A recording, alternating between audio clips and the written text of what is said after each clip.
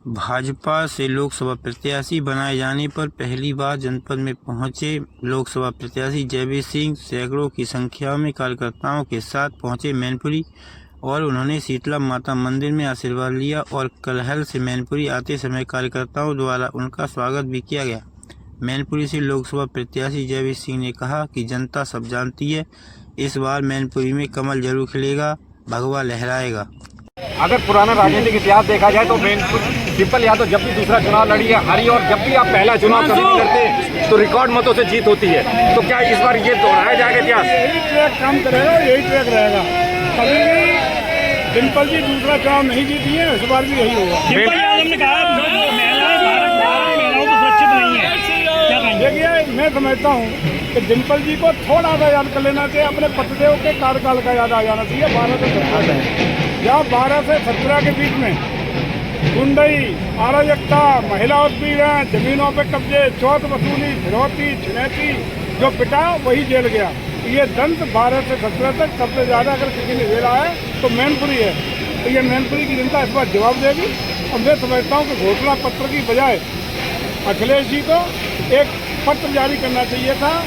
अपना हमने जो गलतियां 12-17 जीत की हैं उनकी पुनरावृत्ति नहीं होने देंगे। अगर सत्ता उत्तर प्रदेश की देती है तो अच्छा रहता है। राहुल गांधी कह रहे हैं कि किसानों को MSP मिलना चाहिए और युवाओं को रोजगार, महिलाओं को बेरोजगारी से दूर करना चाहिए, लेकिन भारतीय जनता पार्टी इस पर बिल्कुल ध्यान नहीं दे रही है। आज पूरे देश में आदरणीय मोदी जी की गारंटी पर गारंटी की मानते हुए विश्वास है, योगी जी के कामों पर विश्वास है। मोदी जी ने जिस तरीके से देश को ऐतिहासिक रूप से कीर्तिमान कायम करते हुए 11वीं अर्थव्यवस्था से देश को 5वीं अर्थव्यवस्था बनाया है, सामरिक दृष्टि से, आर्थिक दृष्टि से गरीब कल्याण के लिए जो योजना देने का काम किया है वो एक एक गरीब व्यक्ति तक पहुंचने का, बिना किसी राजनीतिक, सामाजिक या सांप्रदायिक बिना भेदभाव के जन जन तक पहुंचाने का काम किया है। उत्तर प्रदेश का जंगल राज खत्म करके उत्तर प्रदेश में कानून का राज हमारे योगी जी ने दिया है और उसी का परिणाम है कि देश की जनता, प्रदेश की जनता और मैनपुरी की जनता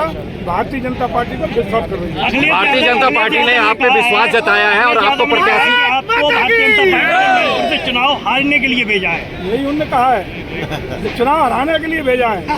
भारतीय जनता पार्टी ने एक मंत्री जी ने कल ही कह दिया है, मंत्री जी को भाजपा ने चुनाव हराने के लिए भेजा है। जब सुन लेना मंत्री जी, भारतीय जनता पार्टी ने आप पे विश्वास जताते हुए मैनपुरी की लोकसभा सीट आपको दी है, पूरी उम्मीद के साथ दी है। इस बार किला समाजवादी पार्टी का रहेगा।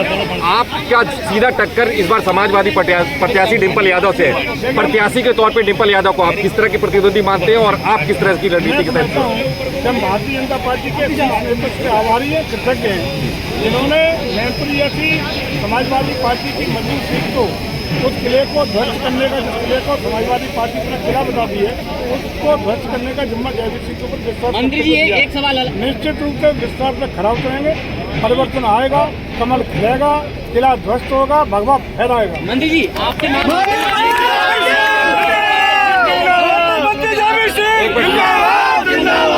घोषित होते ही अखिलेश यादव डिम्पल का नाम काटकर खुद चुनाव लड़ सकते हैं, सूत्रों की खबर आ रही है। अच्छा, स्वागत है, कोई प्रत्याशी आ जाए, स्वागत है।